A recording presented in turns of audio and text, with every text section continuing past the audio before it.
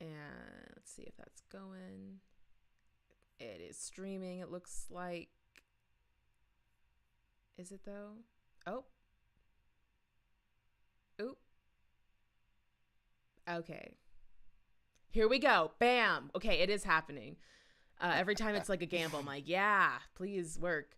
Um, just as people are filing in, um, or anyone watching this video in the future, this is just our book going over the Red Deal.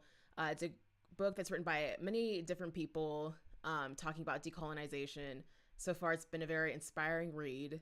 I think we all find it to be very hopeful, which is very exciting because things often are very grim. So yeah, without further ado, oh, also for anyone, if anyone is here right now, um, say stuff in the chat because that's really fun. But also, we might not have any people in just yet. But yeah, take it away, Evan. Yes. Okay. So this is Divest and the Occupation, um, and this entire part of the book is focused on combating uh, imperialism at large in the world, especially the U.S. military and its police appendages. Um, so I actually wanted to start with this quote that they have right up front on like the title page. It comes from the People's Agreement, which is what inspired this book, and it says. Capitalism requires a powerful military industry for its processes of accumulation and imposition of control over territories and natural resources, suppressing the resistance of the peoples. It is an imperialist system of colonization of the planet. That is the like theme of this whole part of the book. We're going to be talking about this, how to combat it, and then there are several calls to action that the book has of specific things that we can do in our communities to help fight the, you know, imperialism that is crushing the world. So I wanted to go first through the introduction, um, and they talk a lot about the uh, kind of setup of the the the um, the military and prison industrial complex and how the prisons and military kind of work together to create this system of oppression. Um, there is a quote. Yeah. So it's on page 45. It's not too far into the introduction. But it says, as we have seen recently with the Black Lives Matter uprisings, the police and military are deeply entwined with white supremacist militias, far right groups, and fascist formations. And I wanted to touch on this because uh, the I don't think the sometimes the danger of like military and police is recognized by like white suburban communities, but they'll recognize the threat of like far right militias, people with guns, like just like walking around, um, but they won't recognize that those are very much similar things. Um, and so I wanted to make sure that we kind of touch on that. I think we're all like in general agreement that like that's how it works. So If I it's just all right wanted to if I make sure it's around. if it's all right if I actually cut in a good supplementary text to really get in, like really dig in on that. And up top, content warning for the book that I'm about to recommend. It's a good one, but it is dark. It never gets any easier. But An Indigenous People's History of the United States by Roxanne Dunbar Ortiz. She does tend to focus a little bit more on like the United States than she does with Canada, but she really digs in on like what that violence looked like throughout history from the moment those dopey crackers stumbled their ass onto Plymouth Rock, and then all through like the Civil War, the French and Indian War, even the Spanish or the Mexican American War, and up to present day. So I would recommend as like a supplementary text to this or vice versa, reading both of them because it'll be able to give you some of that context for like what that imperialism actually looks like in practice from then to now. Yeah, what's that called again? It's an indigenous people's history of the United States. Okay, I'm writing that in the chat. Yeah, By and if I could add something, there is also a version for young people that is less dark but still dark. So Mhm. if you want to get that, you should read that too. Is it also okay if I jump in with this quote with regards to that? Mm-hmm. Okay. So there was this quote on 44 that for me just kind of tied in all these things.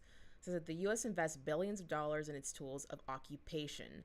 The military it uses to enforce its global domination and steal natural resources from the global south, the police it empowers to repress domestic resistance to occupation, and the prisons it funds to warehouse and punish those who do not adhere to settler capitalist social norms. For me, when I read this, like I was like, okay, this is how like all of these things feed into each other. Where before I read that, I was thinking them all as like these separate really bad issues where I'm like, yeah, that's an issue right there. That's an issue. And I was like, okay, they're like the same monster and they're feeding into each other. So I just appreciated that. I like that quote a lot too. I highlighted it. Yeah. It's good. It's a good one.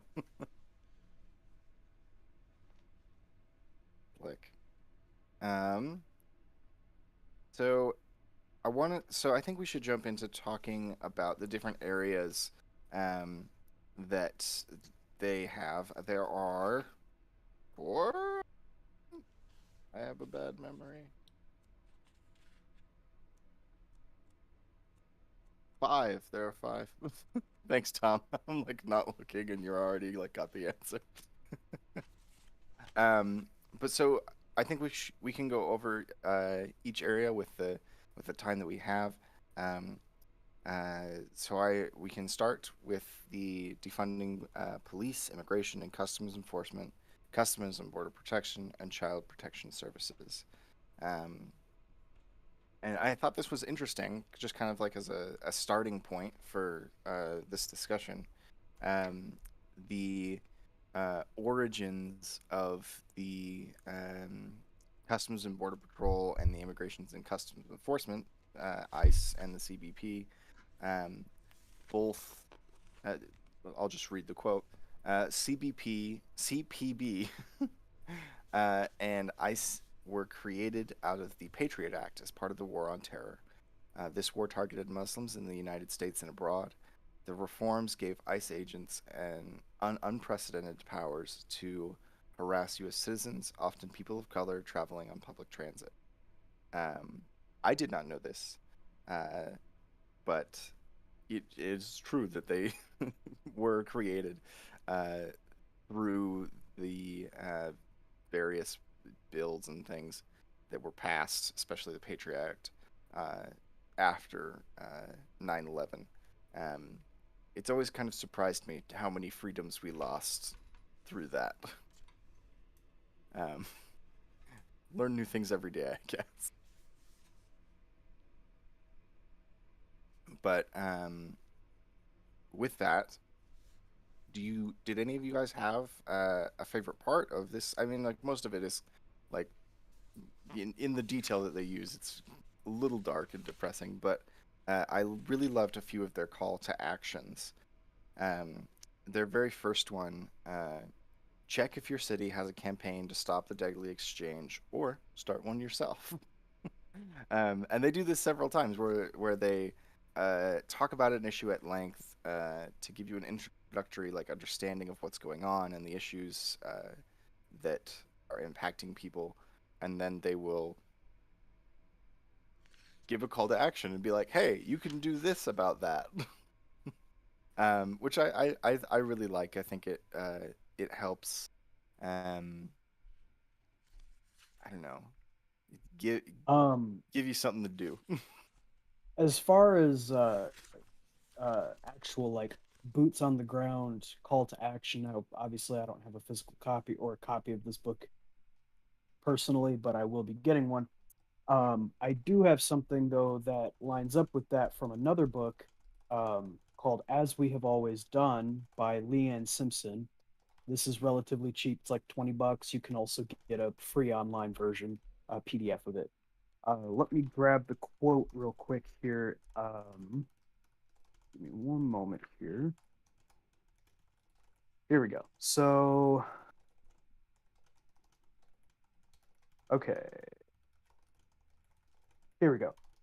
So this is a quote from chapter 10, page 178 of the book. It says, Indigenous resurgent organizing might look like a network of Indigenous intellectuals giving talks in the prison system in a coordinated nation-based way across Canada. It might look like a network of urban breakfast programs highlighting Indigenous food systems and alliances between reserves and cities within Indigenous nations. It might look like a network of land based freedom schools for all ages. It might look like co ops, trade agreements, and economies that prioritize Indigenous modes of production and sharing, like a series of coordinated rotating blockades and camps across Turtle Island that challenge the extractivism. Resurgent organizing takes place within grounded normativity and is necessarily place based and local, but is also necessarily networked and global. Um, I think that that's pretty concisely puts out there like these are things you can do actively, like going to demonstrations, helping Wet'suwet'en people to organize and block the pipeline construction. Uh, what's important though, that I don't know if that book, The Red Deal, talks about is listen to indigenous. If you are not indigenous, listen to indigenous people. Doesn't mean go in there guns ablazing, you know, blowing shit up because that's going to get us killed. Not you, us. We're going to die because of that. Listen to indigenous voices. We will tell you what we need and when we need it. And I don't know if Red Deal goes over that. I'm sure it does. But I think that's an important one to actually point out. And those are some other things that you can do that Leanne Simpson calls out directly what you can do. Awesome. Thank you. I love that quote. That's cool. Yeah, just wanted to jump in just to kind of like reiterate that, yeah, it was, I didn't quite put that connection together of 9/11. I knew that was like at the time, like I was what, I think I was 14 or 15 when that happened, and it was I all I knew that like things were going bad. Like, you know what I mean? So like to see that in print and kind of put it together was pretty mind-blowing, to be honest, that and I hadn't put that border town and you know what I mean, that would be the same thing. And I think one thing that definitely um highlights that point is I'm just gonna say it, like the reaction to the white supremacist like convoy that's been gripping Canada and the United States too, through the borders for the past like 2 weeks. One thing that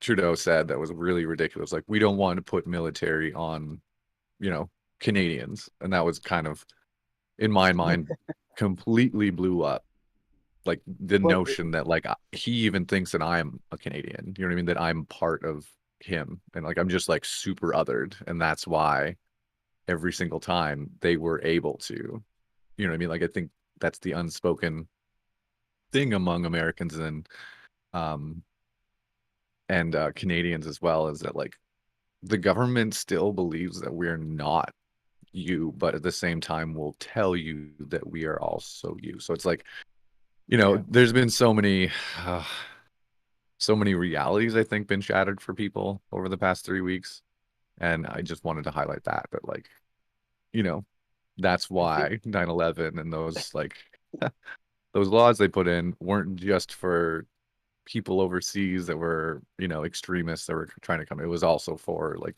homeland against indigenous people and in Mexico and stuff. So yeah, Mhm. that's all I wanted to say. I think it's ironic that Trudeau says, "Oh, I don't want to call the RCMP in on anybody." But what was it last year or the year before that? The Mi'kmaq nation was getting physically attacked by the RCMP for Mhm. fishing when they were allowed to fish, not Mhm. only by the RCMP, but also a bunch of Yeah. racist fishermen that were out there. So Yeah. what he's saying is, I don't want to call the RCMP in on white Canadians. The rest of Mhm. you, I don't care about. Yeah. No, Exactly. absolutely. Yeah. That's Reminds me the of Mitch distinction that McConnell there's. separating out black people and Americans in his mind. Yeah. No, exactly. It's really crazy that there's always like a prefix to a person of color or an immigrant of American or Canadian status. So like my big message for the last little while, like every time they say Canadians or all Americans or all, they're talking about white people, like to your face. So like people need to realize that if they want to understand truly what the hell is going on in the world and like go back and listen to, news article or news like at all. And whenever it says that, they're really talking the interests of white Canadians and white Americans. And it's horrific. It really is really gross. But anyways, that's all I wanted to say. Thank you. Well, once again, I'm gonna call on you a little bit here. You mentioned the second area that they talk about, the border town violence. Was there anything in that section that stood out to you? Like, yeah, I mean, a lot. It's, I mean, uh, I was reading it at the time when because I live near a legislature in Manitoba here, and the truckers are still going on outside, and I went walked by there the other day, so I don't know all the details, but essentially, like it's it's a really, I think people really need to understand that like we're asking for just like sovereignty because the Canadian state does think the lands that we currently have rights aren't even part of Canada. So, but at the same time, what's really intense is that they'll push their jurisdiction on us. Like, so just in example of my own hometown, which is or like my own reserve, which is Long Plain, uh, they did purchase land um on the highway, and they've since been creating business. So they created like a hotel and like a few other things. They had a pot shop there because it's legal here, um, but it actually got shut down because uh and you can look at the news articles and stuff like that. And they're like, oh well, they were getting like weed or like product from like not official sources. Whether that's true or not, maybe they just like didn't report it to them because let's face it, like we don't have to report everything. Like the rules are so much different from we're not part of your municipality, we're not part of that, and like all of that sovereignty, but yet the province was still able to come and shut that down. And it's mostly because like white people just didn't want it. It would infringe on their own businesses. And the same with the Mi'kmaq like fisheries and stuff like that is like all of these responses aren't just like concerned businessmen. They're the state being like, yeah, no, you can't infringe on white people's profits, and we will crush that however we want to, and we'll convince the general public that it's within their best interests that these indigenous people don't get money, and at the same time be like, they can't even help themselves. It's like because you're stopping us, Right. you know. But It's anyways, Yeah. it's land speculation under another name. yeah, oh That's yeah, all it is. It's just more land speculation. yeah, no, exactly, and like, yeah. Anyways, that's what I have to say about the border towns and just how bad they are. Like like in that book, they're talking about like the extractive nature of like them taking like artifacts or like art and stuff like that, and they get to sell it. We don't get to sell it. Like, and every time that we try to make something big and we try to sell it, like the state, municipality, anyone will use any of their power to stop it. And that's what happens. And that's, pretty rough. That's why, yeah. Anyways, that's my Oh take on yeah, it. thank you. Mm. I think it goes really well with there's a couple of quotes here that I think are really good, and the first one's pretty raw, but I think it's a good one. Towards the end of the second paragraph, at the very start of End Border Town Violence, this like area two, um, they have they're introducing the topic, um, and they're talking about the how the function of a border town is to exploit the identity, labor, and death of indigenous people. Indeed, often a border town's economy relies on native workers and white tourism to museums and stores that contain our art, ceremonial objects, and even the remains of our ancestors. On one hand, settler occupation is always built on indigenous death, and on the other, border towns trade in a narrative of an indigenous past for tourism. It really hits hard on that exploitative nature, um, and then in just like the next page, uh, they begin talking about how these areas are policed. Um, it says these border towns, like those along the southern border, are locations of extreme levels of surveillance, policing, and violence in order to contain the threat of indigenous existence that contradicts the myth of settler society. Um, it, as long as that border remains there, there will always be an opportunity to impose that sort of like, I mean, what's the phrase they use? Um, is it settler society? um, the first phrase that always comes to my mind is like just like white supremacy, but I think it's better to be more specific about the like actual practice of what's happening here. Um, so that settler society is created through the borders that are imposed around the world. Um, Without those borders, uh, it's harder to make that distinction between the settler and the like native, or even like I don't know what I don't know what like a settler would call like the savage, or like these old ideas from like the 1800s that like still just inform the things and policies that we practice today. They talk a lot about the uh, what's it called, the something of discovery, um, Doctrine and of discovery. doctrine of discovery. Thank you. And how that has informed the basis of law today. Um, Even like where is it? It's like they're talking about like 1823, around the Marshall Trilogy. Um, John Marshall is the very first Chief Justice of the United States. And a lot of his decisions inform how the U.S. justice system works today, or even has any power at all. Um, and those precedents have continued to undermine the sovereignty of Native peoples throughout the United States, in pretty much any case. Um, they talk about a couple of specific ones, but I think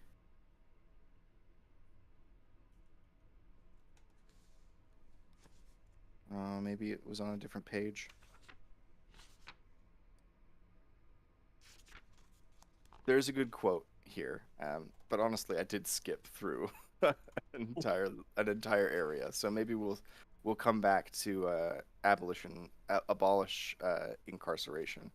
Um, but the um, the quote that I highlighted was, the Marshall Trilogy demonstrates how the foreign status of indigenous nations posed an existential as well as material threat to the United States, which had already proven its intentions for vast territorial, political, and economic expansion.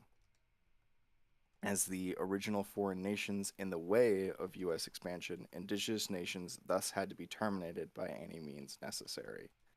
And then it goes into the various ways that they tried to do that. Legalized theft,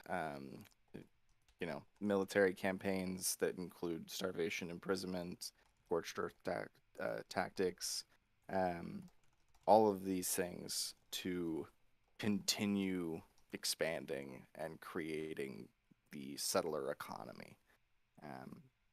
And they're talking about this in the context of ending occupation everywhere. And this is only like one example that they use. I believe that they talk about Hawaii as well. And then they go on to talk about more recent stuff like the People's Agreement, the like struggles that Venezuelans have to protect their own national economy against foreign exploitation, things like that. Didn't I hopped around a bit there. I'm not as prepared as this time.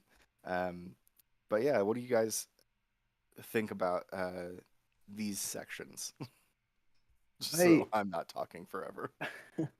I actually kind of want to circle back for just a second to the idea that like, and it is true, like until like the 80s or 90s in the US anyway, I don't know about Canada, but in the 80s or 90s, or it wasn't until like the 80s or 90s that we were allowed to craft, traditional artwork, do beadwork, weaving, or even practice our own spirituality, much less, do our own traditional dances or have, powwows or ceremony on our own territories.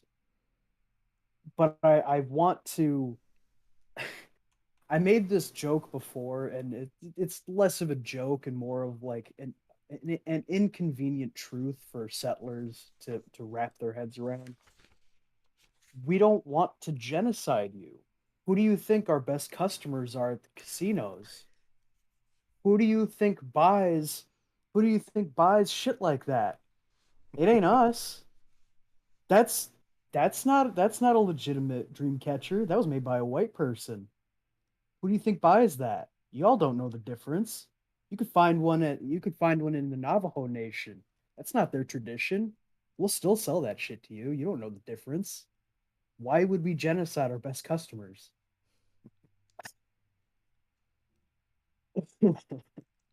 I love it. If there's any like capitalist asshole who's convinced that native peoples are gonna kill everyone, bring that up to him. Maybe that'll convince it. There's like If, this. Well, yeah, if anything, that would just talk about his wallet. Well, I yeah, mean, like I've said this to Lua and Wasigan before. Like, we also don't want to ship you back. No, Europe doesn't want you back. We're stuck like with you. specifically in like where I live, most of the people that have immigrated here were literally like persecuted and left because Europe didn't want them. Like specifically, like a lot of the Mennonites and like Hutterites and stuff like that of this area were like, and what's really nuts is they're really supporting this convoy because they're also anti-government, like since the start, like even Canadian government. So it's a whole mess of like contradictions that's happening currently within settler societies, and it's wild, wild to see.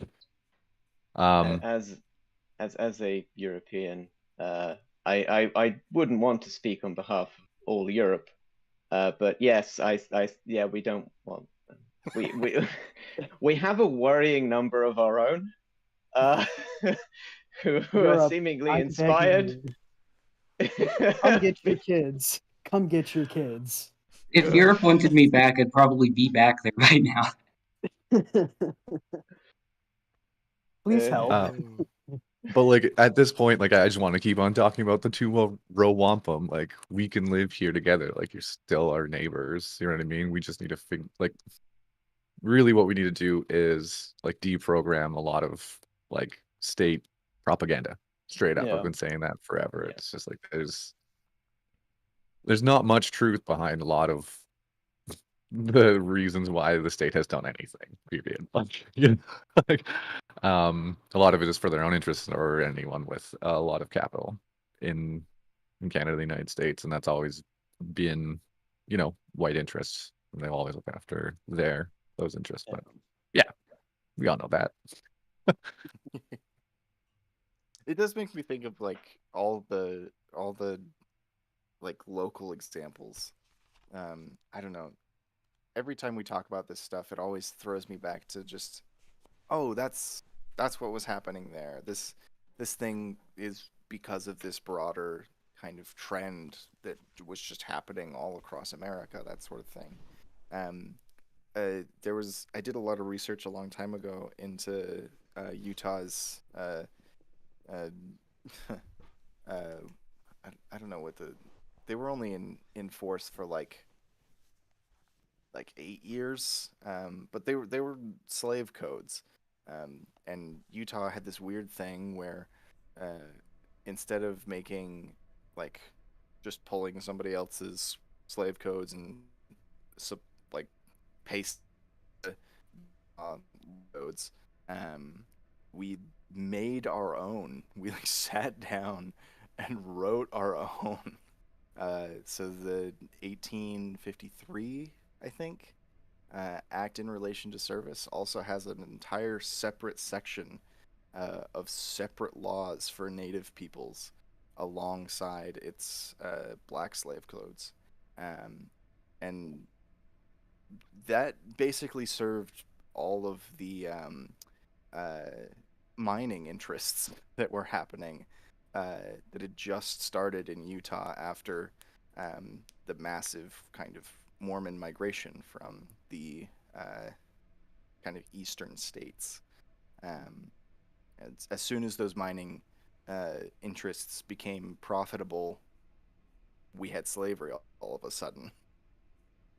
Well, and you might be a little bit more familiar with this because you're actually like you're closer to Navajo, Pueblo, and Ute people, but the and especially in like California, Arizona, Nevada, those kinds of places, the border towns that function specifically to mine silver, and especially in like Nevada, and I used to live in Nevada, and there are dozens upon dozens of ghost towns that used to be worked by indigenous miners, and then those mines shut down because too many people died or it just wasn't profitable anymore, and these indigenous workers ended up having to go back to basically banana republics, and that's essentially what happened in the United States is and probably Canada as well, but Wasigan can correct me if I'm wrong, but essentially what happened is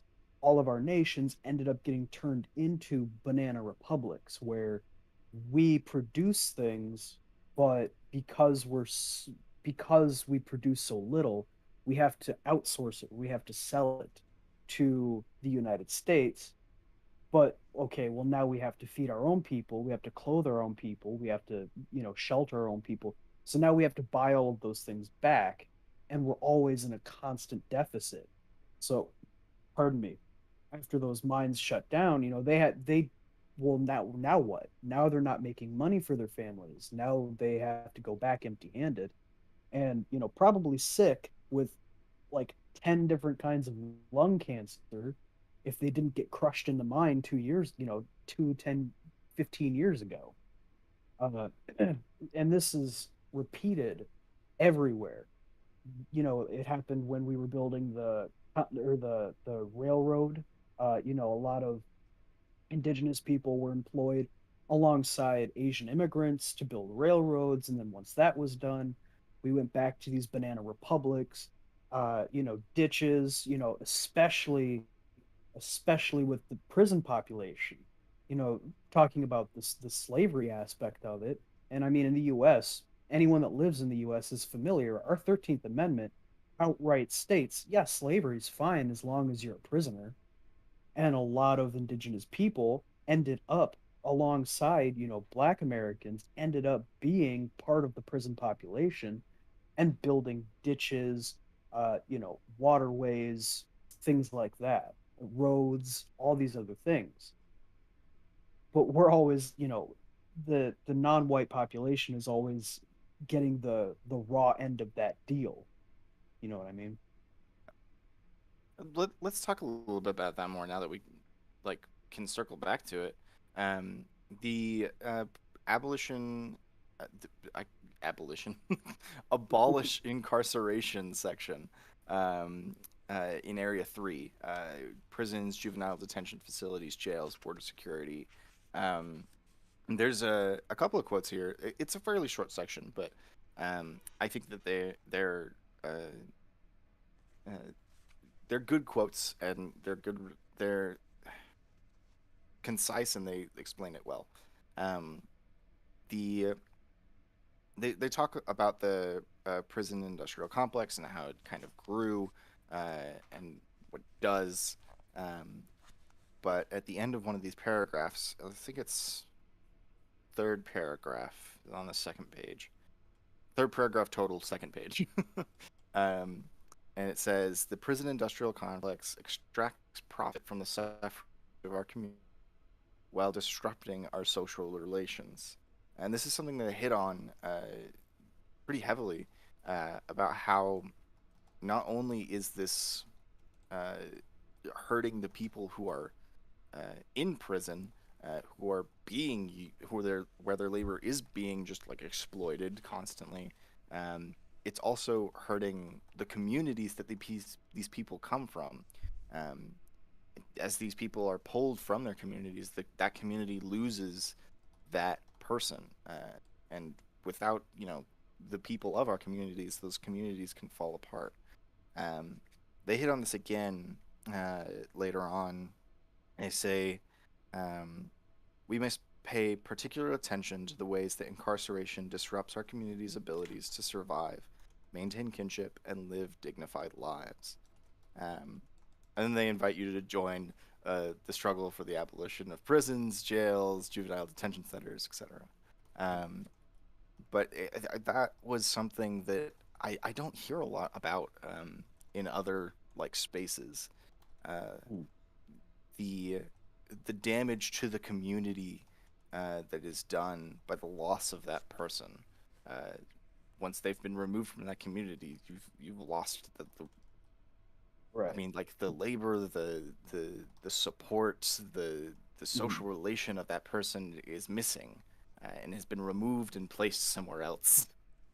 Well, and it's deeper than that. So I know a couple of people that have been to prison. I lived in some rough areas, but if anyone knows anybody that has been to prison, this story will sound pretty familiar. So, imagine we're talking about a white person that gets picked up when they're, we'll say 18 or whatever age, young, early 20s. They get picked up early 20s for a drug offense, meth, whatever, doesn't matter. They get put into prison for, we'll say, 8 years. Not too long of a sentence, but still pretty long. Not only in that moment taking that person out of their community, but you're also destroying that person's life because in the US, we know if you have a criminal record or felon, it's very difficult to find a job. No one will hire you, and there are no services to get you hired, or if there are, they're very few and far between. There's no like real job agencies. Same thing happens with indigenous people, and any other non-white person that gets picked up for whether it's a non-violent drug offense, whether it's they drove drunk one too many times or what have you, doesn't matter the crime. Not only are you in that moment severing their ties with their community and vice versa, but when they go back to their community, when they come back from prison, they don't have job skills. They don't have education. They don't have these things necessary to go back into that community and I don't want to say be a productive member of society, because all members of society, in my opinion, are productive. But for ease of conversation and lack of a better phrase, I'm going to use that term or that phrase. They're they don't have the skills necessary to be a productive member of society, because they weren't trained, they weren't Yeah. educated, and a lot of the times they weren't taken care of medically. They, their rights weren't, or their humanity wasn't respected. So they end up not really knowing how to readjust to life on the outside, so to speak. They don't know how to bridge that gap between, the way that they had to act in prison for survival versus how you would act, in just day-to-day life out on the Yeah, they street. can't continue to help build their community. They have to Right. take care of all the problems that they've been facing for the last however many years, 8, whatever. Mm. Like, Yeah, exactly. Exactly. It more or less emotionally, it stunts that person's skill set, but it also emotionally and mentally stunts that person by traumatizing them. They end up coming back very traumatized, and they have problems readjusting. A lot of prisoners actually end up with PTSD or CPTSD. Sorry, mouthful. They end up, with, both one or both of those disorders, because they no longer know how to engage with people outside of a prison setting. So you have essentially wrecked that person, if not for life, for decades. yeah. I just want to add, because people don't have these resources to be able to sustain themselves once they get out of prison, they a lot of people just like end up going back to prison. Like it's really easy where if you don't like meet the requirements of like your parole, or if you're in a halfway house, like Mm-hmm. if you can't get a job, then you pretty much end up having to go back to prison. And then most people Yeah. can't get a job because they have a record, and so like Mm-hmm. it's just like this vicious cycle. Mm-hmm. Yeah, exactly. I've seen, I know like at least 5 people from high school that are, they are repeat offenders, or their recidivism rate is, they're in prison now because they came out of juvenile detention, at 18, I think, maybe spent a year or two in like big kid prison, but then they got out. They didn't have skills because they weren't trained. They didn't have education. They might have had their GED, but like in the US, you really can't do a lot with a GED anymore. But they can't get a job because of that record. Even if even if their juvenile record is expunged, that adult record, whether it's 1 year, 2 years, doesn't matter, will still carry over. So they can't get a job. So they go right back into dealing drugs, or get back into a gang, or, are robbing houses or cars or whatever. And then they get picked up again. And for them, it's like, well, 3 hots and a cot and some slightly better health care. At least I don't got to pay for it, you know? Yeah. Yeah, I think Do one thing that I just wanted to like kind of tie it all together is the relation and how now like its origins from Europe, like they stated, worked from like prison houses and stuff like that. And like I don't know if anyone knows how Australia was like founded, but it was essentially by taking those people and bringing them somewhere else because they were undesirable to the people, the capitalists and the elites in Europe at the time. Um, and that's a side point, but like Australia's Australia. But regardless, that system of like basically making capital out of people and prisoners, and like we said, like it's a cycle because literally the state and people, like if you make capital for the state, you're important.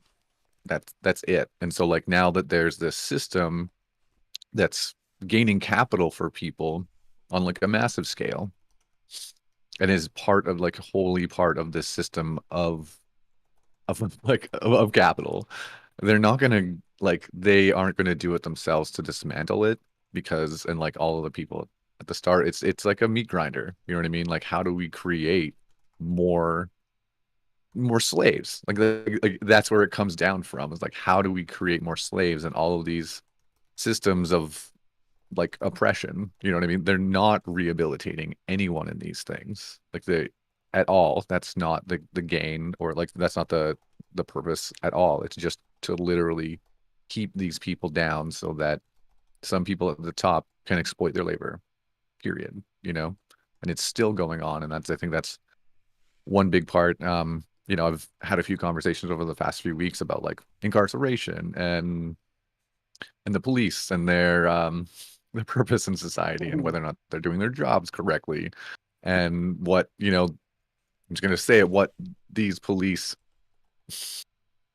are doing right now by not putting these white people in jail that are clearly breaking rules every fucking where that are stated as supposed to be law and order, but they're letting them do that because they one, don't think that white people should deserve that, and two, they don't want more white people in jail because that means that they, like, the statistics that they go back on to like over police are like all of BIPOC people in neighborhoods would be skewed, and they wouldn't be able to fall back on that anymore.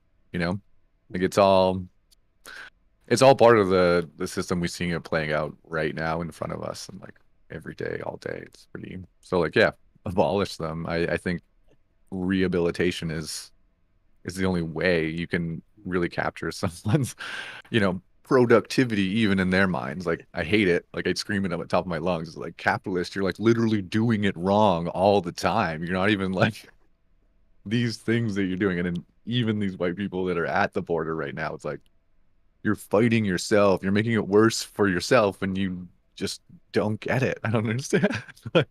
Oh, yeah, so abolish it. I'm not sure. I have no idea how to do that because like this is kind of See, I a would big beast.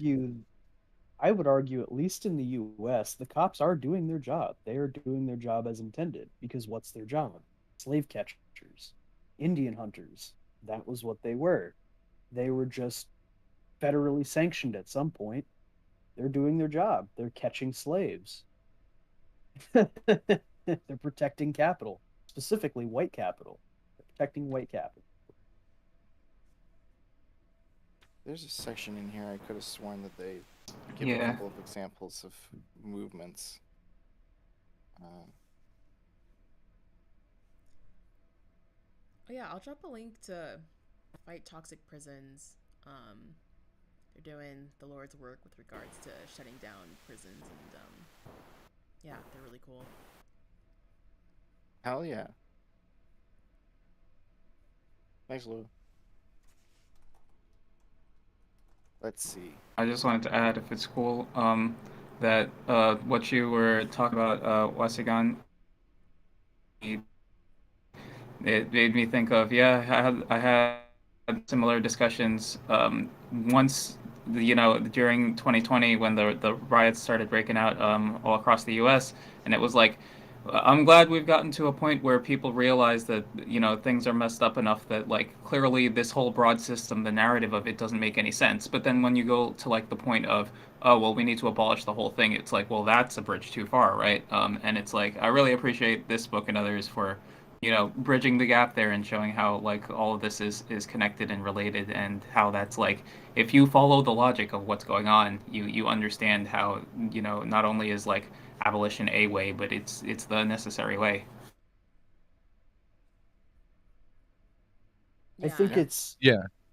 I Oh, think sorry, I go want ahead. to speak to that. Like, I've found myself in a really hard spot because I'm, a communist and like, all for abolition, but like, it was tough last Friday and the last few weeks where it's like, I'm like, do something, police officers. Like, the first time in my life, I'm like, fucking arrest them. At least this, like, the system is supposed to stop these type of people from gaining more power. Like, they know how to do it. They're just literally not doing it. And, I feel icky. I feel icky for sure. I Like, kind of I think I agree told, with them. yeah, like I told like my partner, I was like, just arrest them and then I will fight to get them out, like straight up, but just arrest them right now. Like, like that's all I'm saying, because it's gonna get worse. Like I will fight to make their time in prison way better than any of the times like my people have been put in prison. I don't care, but like just please get them out of society because they're really making things worse for me. That's the worst part. Is they're not even they're making things worse for them, but at the same time, it's going to be worse for me every time, you know, and John and all of every BIPOC person in this society we live in. But like, yeah, so like, I guess I'm a little torn. It's the conundrum, ain't it? Yes, that's I'm the sorry, point. Lou. I did. To literally nothing useful for anyone in the end. Yeah. No. I didn't mean to cut you off before, Lou. What were you gonna say? Actually forgot, but you're all totally good.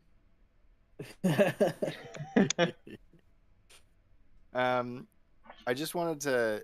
We didn't quite get to this kind of last section that they had, abolishing imperial borders. But I think it goes in along with a lot of the things that we've been talking about. Uh, you know, immigrants are incarcerated as well. They also face all of this border violence. But one of the thing that I wanted to like wrap up and end on is this. They quote this twice. Um, I don't know. They don't quote it. It's something they just say. They repeat it twice. And it's the idea that no one is on stolen land.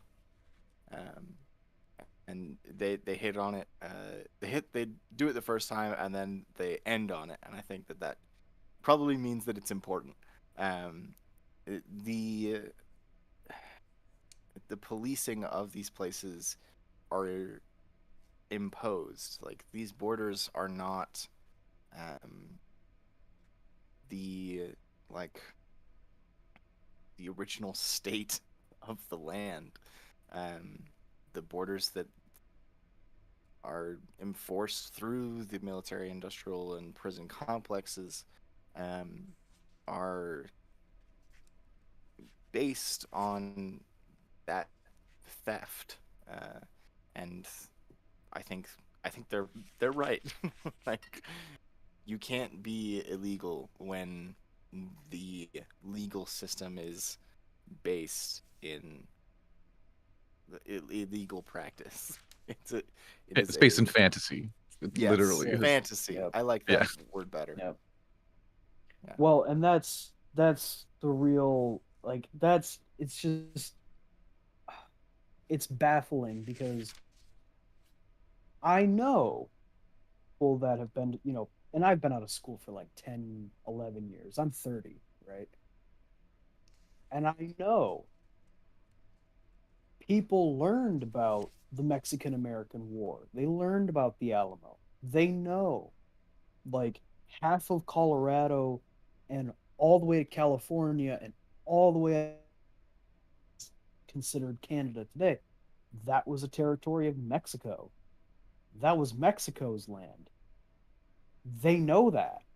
And there's this one particular saying, we didn't cross the border crossed us. And it's absolutely just baffling to me that people will ignore that and say, learn English. It's like, no, learn Navajo, learn Nahuatl, learn Quechua. Those are the languages you should be speaking because that's their land. That's their territory. They were stewards there. Not y'all white folk.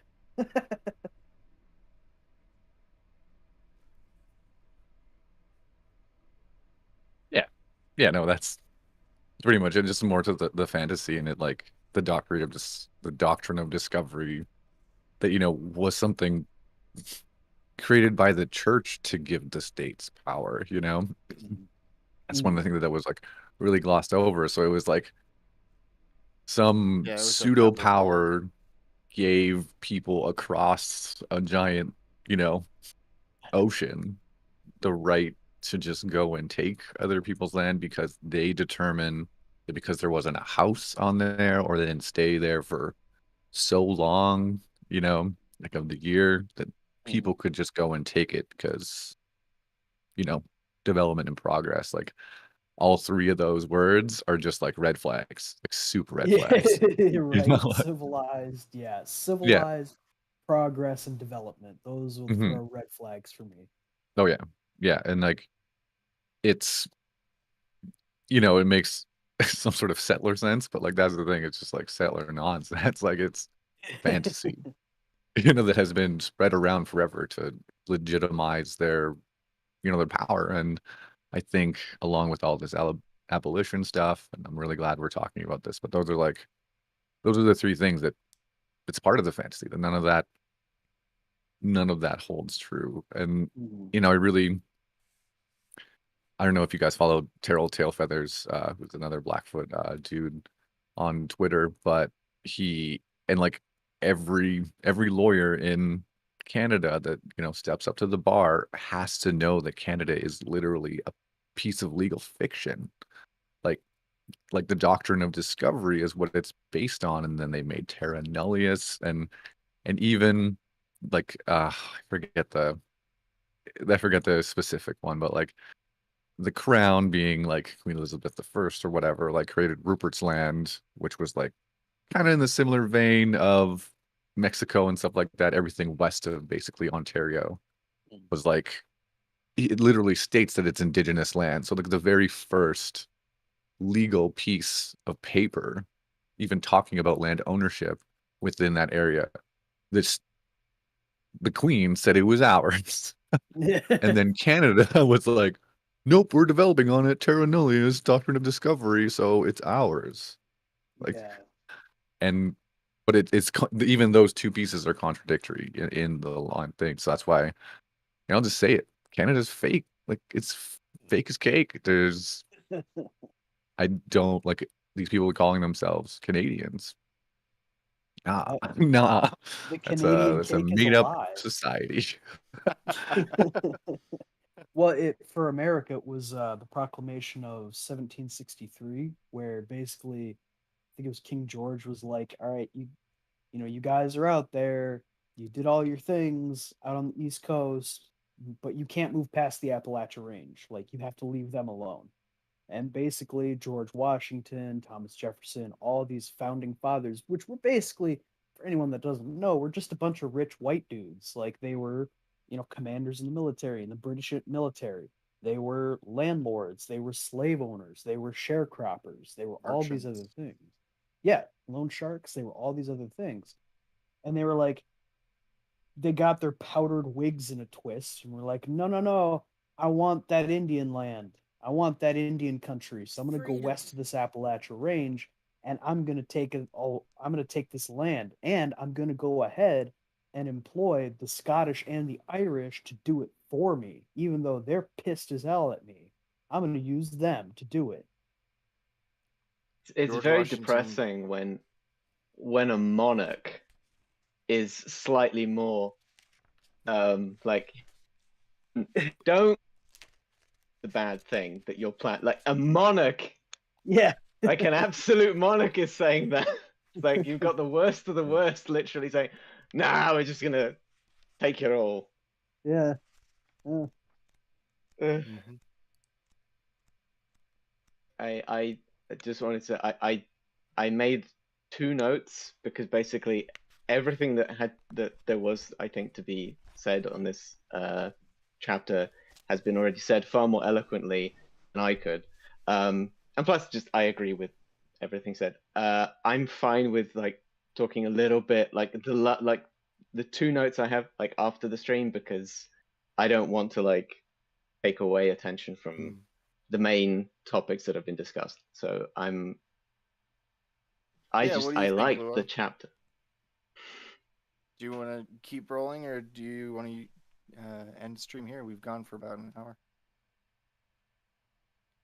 I'll leave that up to everyone because I think if anyone has to be anywhere, they can get going. I'm down to stay a bit longer and keep on chatting, but I don't want to like put anyone in an awkward position. So if anyone has to leave, yeah, don't worry about it.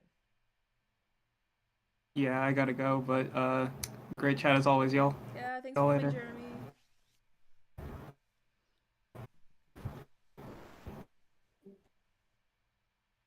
Yeah, I can stay. I don't have Yeah, I'm anything good. going on. Cool. What's on your mind, Tom? Yeah, let's hear it, Tom. Oh, Just this is I'll just unmute myself so I can say, "Oh God." Right. Well, I had. It's gonna sound not as like in depth probably because it's from the end of the chapter. It's like at the very last section. And I'll preface again by saying that like the whole 5 areas of the chapter just like 100% very important. And again, I really appreciate how this book is written, that it's written so just bluntly. Like there's no attempt to sugarcoat anything. It's just, here is fact, here is what can be done. Here is fact number 2, here is what can be done. And that, aside from just making it much easier to read, which is always a bonus for me, I appreciate that. Something that I think it mentions near the end, and this is going back to like I'm European, so I like that it does mention the what they call the immigration crisis here in Europe.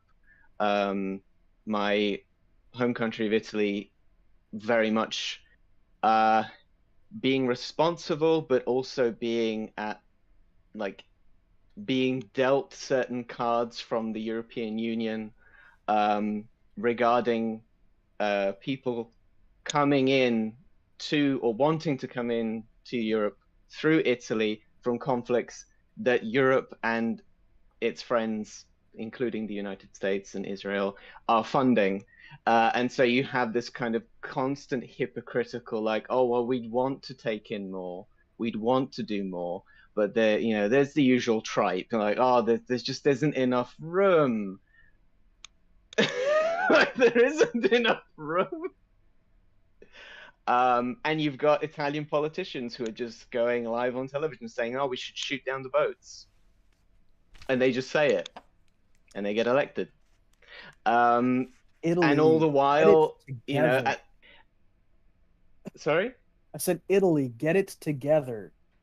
Mussolini's dead. You don't have to do this. Oh, he unfortunately he did die, but then he was reincarnated in the kind of reincarnated in the proto-Trump. Again, apologies for providing the framework for Trump, which was Berlusconi, and I'm so sorry. Not a lot of people talk about Berlusconi anymore, but he's still alive, he's still kicking, he's still ruining everything. But that's a whole other thing. But yeah, I appreciate that it does talk about Europe. Obviously not as much because of the focus of this book is and should be particularly on the lands that it's talking about. But I did appreciate that. And there was one more thing, and I'll try not to go into it for too long because I already feel like I'm talking way too much. But I like that near the end, it once again reaffirms this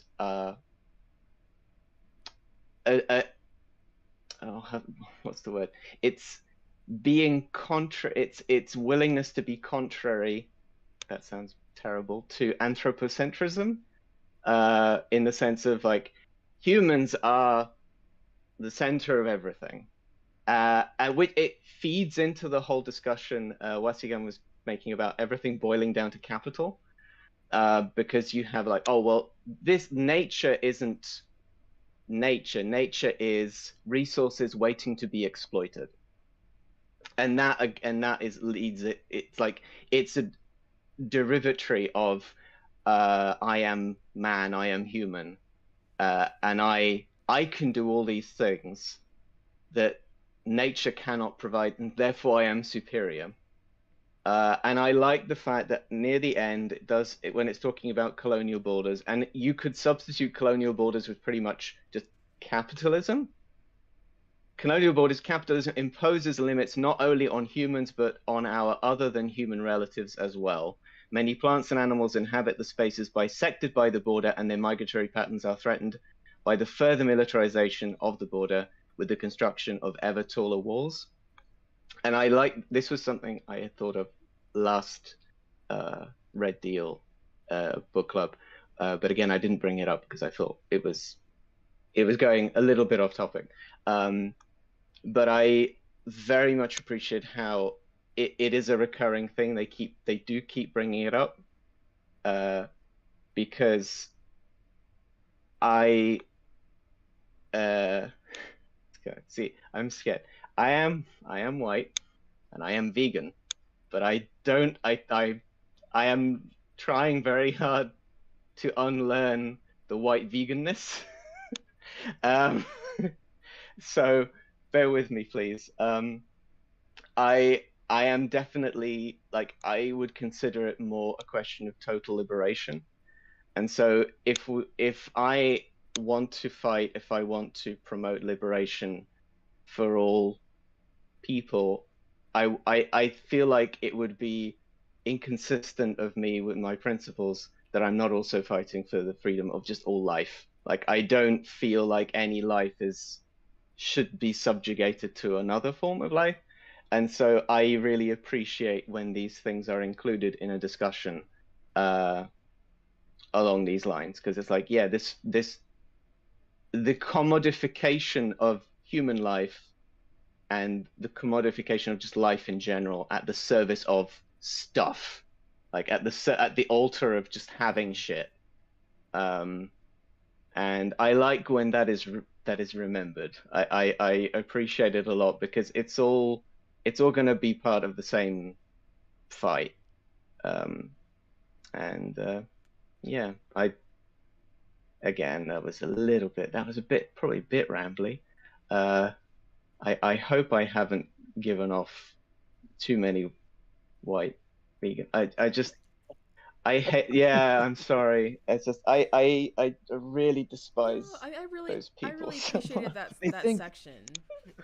Like, I appreciate that section as well, where it's like, listen, like, there's like all these other animals that these borders are affecting, or these, animals are prohibited from crossing these borders. And just, we need to like, literally, this is why I think so many indigenous people have been sustainable for thousands and thousands and thousands and thousands of years, is because they also were taking care of the environment they were in. They weren't, being alive, and like what you did was you also had to consider and caretake the environment that you're in as well. Because if you don't do that, then you end up dying. But there's also like this very beautiful relationship that seems to develop over thousands of years. And to me, it really is alarming how us as humans are so divorced from what's happening in nature and the rest of the other beings on this planet. It's really just like, it seems like a tragedy to me, and yet I've never lived in such a way, other than I only know this society. So I think it's really great that they're talking about them, pointing it out. So it didn't give me white vegan vibes at all. I'm glad that you brought that up. Okay. I think. Sorry. Oh, I was gonna say, I think this might help you kind of reconcile the problems that you're having with, like, reconciling total liberation of life with, respecting like cultural traditions. So, and I'm going to shout the book out again, as we have always done. Leanne Simpson is the author. In the book, she talks about how her and one of her elders were going hunting, and she's Ojibwe, so Anishinaabe Nation up in Canada. So she's going hunting with one of her elders, and she talks about kind of what you're talking about with this sort of reciprocal relationship with, other nations aside from human nations, so animal nations and plant nations. And she points out, she says, if I say a prayer to the spirit of the hunt to provide me, or say a prayer to um, our animal relatives for, game like a deer or whatever to come across my path, and one comes up, then I know that it's okay to take that animal's life, as long as I'm respectful about it, and give thanks while using the animal's body. If an animal doesn't show up, then I don't take that animal. I don't go looking for one. So I think that what a lot of white vegans, and I agree with Lua, what you said did not come across as white vegan. It came across as like, well, it's an understandable like thing you have to kind of deal with and reconcile. I think what a lot of white vegans don't seem to understand is fundamentally indigenous people, and when I'm saying indigenous here, I mean indigenous across the planet, not just here on Turtle Island, but Yeah. indigenous in Europe, Africa, the Arab people, whatever it might be, have a fundamentally different relationship with plants and animals. Yeah. And what white vegans also fail to realize is, sure, you might think meat is murder or whatever, but plants also experience pain. The smell of fresh grass or freshly cut grass, the smell of cut grass, that's a distress signal. Trees, a single tree can shut down an entire orchard. If you are not treating that tree with respect and taking care of it, that tree will tell all of the other trees in the orchard, don't fruit, and it will shut down that entire orchard. So if a white vegan comes to that realization that plants are also sentients or also sentient, it would emotionally wreck them. That's why they don't want to actually step to indigenous people, because we'll sit their asses down real quick.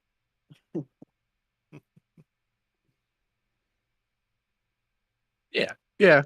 Um, and like no means am I trying to attack you, Tom, by any means. But when it comes to just white veganism, just the toxic version of that, because not every white vegan is the same. But when it comes to trying to dictate what indigenous people eat, I think is very similar to the way that the world is trying to deal with carbon emissions. Oh yeah. In the sense that like there's a group that's already benefited for a very long time off of the industrialization of meat and subsistence like that, like food. And we've always just been hunting for like subsistence, just purpose of feeding us and our families for the winter generally is what it is. um and it's so small in comparison Yeah. to what the whole meat industrial Yeah. It's complex like is. So like when I find that someone comes and tells me that I'm a terrible person for eating meat and like elk and stuff like that, it's like, but I mean, I killed one. It's like one for one. It's not, what I mean? That's not always the case, but in the sense, they don't, we're not the capitalist complex that just like slaughters animals en masse and then even yeah. throws out their bodies just because someone didn't like the look Mhm. of it, Yeah. But that's my sense. It's yeah. There's definitely a failure to recognize priorities, because it's like, um aside from the fact that the the the the philosophy of veganism, because it's not just a diet, no matter what those kinds of people say, like the philosophy is like insofar as it is practical, like it's something that I see a lot of BIPOC vegans having to shout because they are talked over constantly. Is like, hey, it's not an all or nothing situation. It's like as insofar as practically possible. Now, I will be blunt about this, and again, I don't want to. I mean, if I make an ass of myself, I I guess I'll have to deal with it. You haven't so far. You haven't so Well, there's always there's always There's hope, always right? time. And there's always time. I I don't like, and again, this might be utopian, um, or naive, but I like to imagine that we could get to a point as a people where we don't even need to subsist on other forms of life, on non-human relatives. Like I want to believe that that is possible, because just like with so many other things, we have the knowledge, we have the technology. That sounds like RoboCop. I'm sorry, but we have the technology, we have we have resources. It's just they are pooled in a certain way, they are wasted in a certain way, and like we could be living at in a world where like everybody is literally free, but we don't, because capital still exists. Those imaginary borders that are literally drawn across Africa and with a ruler, and like, oh yes, I think I'll take this bit, oh boy. Yes, what about you, Jerry? Yes, I'll have this one, and I'll call it Jerryland or whatever. I don't like all of these, all this crap that we've made up, and yeah, it's like just if we could have gotten rid of that, or if we can get rid of that, then I genuinely believe that like all of this would become a moot point, because we wouldn't need it. We wouldn't be scrabbling for stuff. We wouldn't be in conflict with each other. We would have realized, hey, it's one planet. We're all living on it. It's gonna sound very hippy dippy, but it's like we're all like, and even then, it's not hippy dippy, and that's how capitalism has poisoned my brain. That I feel guilty for saying it, but we are all connected. And yeah, Yeah, it reminds me. It reminds me. Like, I'm not the most well-read socialist out there. I'm still working on it. You're getting there. But it reminds me of like discussions about post-scarcity. You're trying to achieve a society that doesn't have to worry about like making sure that everyone has all the stuff, and some people are going to have to go without at some point. Like, that just won't happen, because we've achieved a point where the like technology or production or the labor has achieved this point where we are all now okay. One of my biggest crimes is that eventually, at any point in a conversation, I will reach an event horizon where I have to bring up Star Trek. It's an affliction. I'm trying to deal with it, but there are a lot of issues with Star Trek. Maybe not so much in the text, but I guess you could like definitely in subtext, and it depends on who's writing it, and so on and so on and so on. But something that because effectively they have replicators that can make anything. What is the first consequence that happens when they achieve post-scarcity, as you said, where literally anybody can have what they need instantly? Money disappears. Just capitalism fucks off. But like, even like there's an episode where some aliens come in and said, oh, we demand that you bring us like freshly killed boar or something, and we want to hunt it. And so, well, I'm sorry, but like we don't do that anymore. We don't need to do that anymore. We can replicate any food you want, and it's made of pure energy. No, but nothing is killed. And they're like, huh. And it's like, I want to live there. Sorry, I'm gonna stop fucking crying over Star Trek. Sorry. Part of the problem with a lot of vegans is part of the problem a lot of non-vegans end up having too, which is this idea that we can live separately from animals entirely and plants entirely, as if we're separate from nature itself, which we're not. Like, something that always bothered me when I was a kid is in the neighborhood I grew up in, people would get really mad about wild animals just existing in that space, and I'd be like, you built your house there. There was already animal living there. There were animals there. But like sometimes vegans kind of do the same thing where like no matter what you do or what technology you build, we're still going to be tied to plants and animals in all sorts of ways because we're still part of the environment too. Yeah, I Yeah. it's Yeah, we get deer here in Salt Lake all the time. There's no way that we would be able to just like remove them. Yeah. If you get deer, you get deer, you get cougars. Like, Yeah. No, it's I just wanted to ask one question about Star Trek. So like oh why sure. did the year of hell happen if Kess went through that temporal rift and then told Lua, I'm so Janeway about it? sorry. I'm so sorry. It's turned into a Star No, you're Trek. fine. It's turned into. You know, my I've done it friend, again. you should all check out we're all nerds. Pink Spots. My friend Nick, who runs that podcast, literally just made a podcast with a friend on Star Trek and all the problematic issues from like a lefty standpoint. Literally, I think you would love it. I'll link it in the Discord. But anyways, that's totally fine. Please do. Yeah, No, I'm that was actually just a coming joke. coming off mute here to say, yeah, I think a lot about Star Trek. Gosh.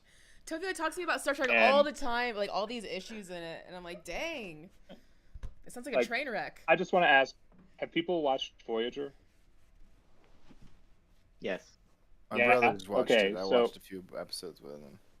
I think it's really worth it because I think it is a hit piece on Western moral authority, because the whole time they are engineering crises that they do not have to have, and they are leaving just a trail of death and destruction, and like whole planets disappearing. It's like, if y'all never would have shown up, this wouldn't have fucking happened, you know?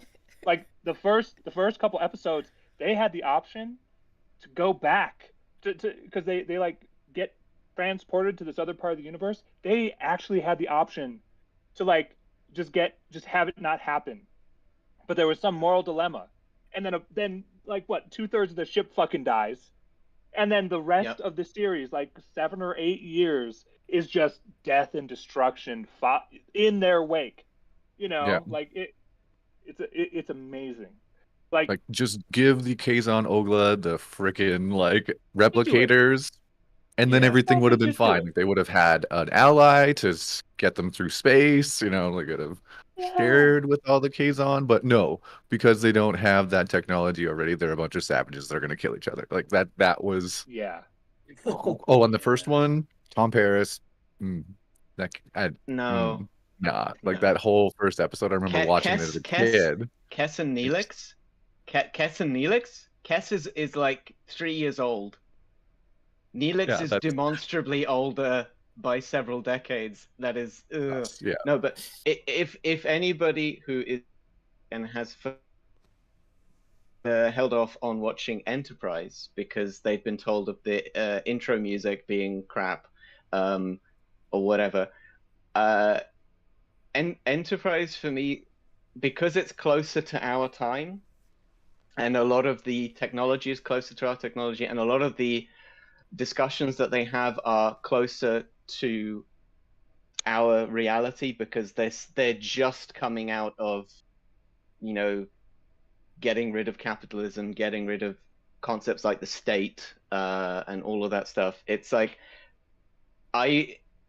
and interestingly, it was made in the wake of 9/11, and it was made at a time where most American TV shows were getting really grim and like, oh, we need like 24 or whatever. It's like, oh, it's all about counterterrorism and you can't trust anybody. And it's like, and then they're trying to make a show which is all about utopia and all about humans and aliens all working together to explore and better themselves. And they still did it. Like, they still managed to keep that hope. And for some reason, that is the only Star Trek series that's ever made me cry. Like DS9, also, just if you haven't, just watch DS9. It's just creme de la creme. I love this. It's not perfect, but it is really good. But Yeah, me too. Enterprise. I like it a lot.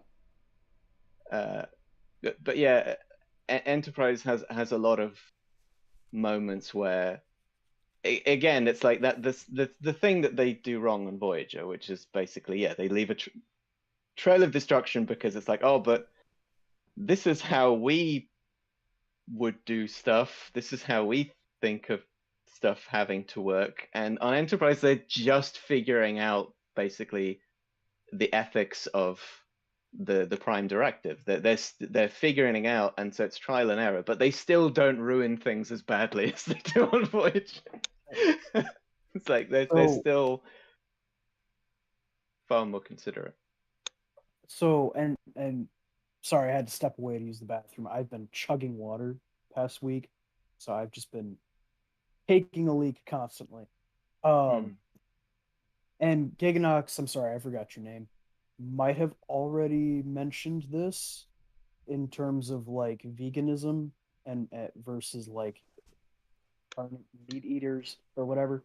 But vegans in the US, especially white vegans in the US, are really bad about this. Where to keeping the cows and destroying the environment. Okay, sure, but yes, you're right. However, that coffee you're buying was picked by a child slave.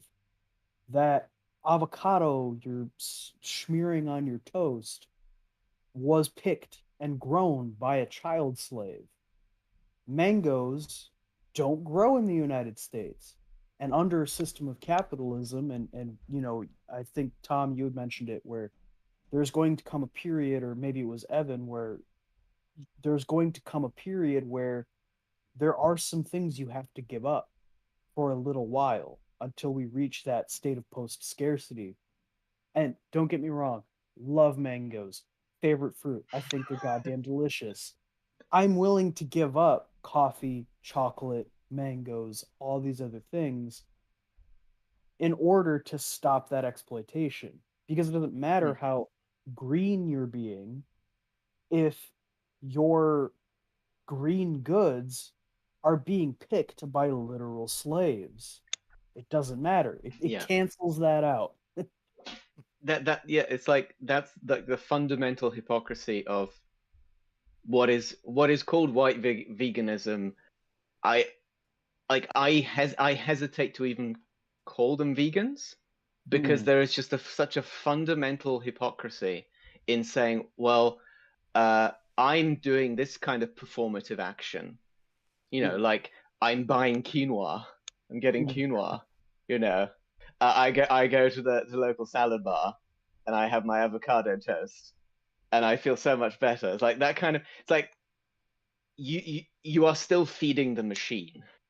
Like you're still like, you're not feeding that part of the machine, but you're still feeding the other one. And it's like, it's a failure to recognize like total liberation means you fight all of this, the whole thing. And it's like there is exploitation at every end.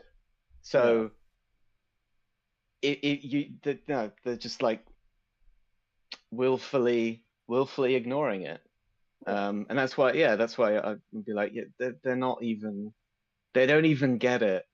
It's like a lifestyle choice. It's like, it's performative. It's like, you don't really give a crap, because if like it makes me think of like when there was the whole all lives matter thing.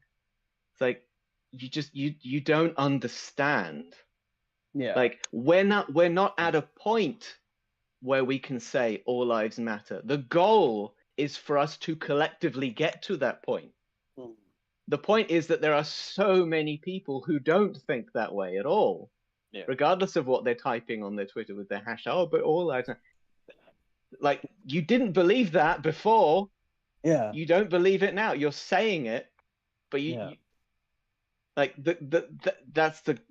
it's the goal. And like you said, we're gonna have to give up stuff. We're gonna have to make difficult choice. I guess we're gonna have to fight. Yeah. But if the goal is that we can get to that point of post scarcity, if we can get to fucking replicators, Right. then all for it. You know, Then I can it's have like, all the mangoes I want. yes. And it's literally you just press a button and it's like, I would like a mango, please. And the replicator makes you a mango, and nobody died. Yeah. Yeah. And nobody died. Again, a Nobody lot of died. vegans. I just wanted to I jump don't in. eat meat. Sorry, really Uh, fast. I'm actually gonna get going. But I think everyone Yeah, keep on talking. Also, hello, Silver Spook. I'm really glad you're Oh. here. We're just talking about veganism and how Sorry. like the no, you know, I'm really glad that we're We're talking about a lot of this. things. It's a really important thing to talk about, and I'm really glad that we're talking about it in the context of like how a lot of white vegans just kind of like shit on indigenous people. And then I also like, Tom, that you're bringing up like, I wish we could live in this world where we have the replicators in Star Trek, and then, you know, just be able to like, you know, and talking about like living in a society of like post scarcity, what it looks like. It's like that's really actually good stuff, even though there's always so much tension because of like everyone's like past and history with this, but it's good stuff to talk about. But I do have to get going though. I'm gonna end the stream. Thanks for coming. Also, goodbye, Ben. And there's some other people too in the chat. Goodbye, everyone. Thanks for coming. We'll see you next week for All About Love, and then the week after that, we're gonna be continuing this book. So thanks for coming. All right, and that is ended. But yeah, everyone should just keep on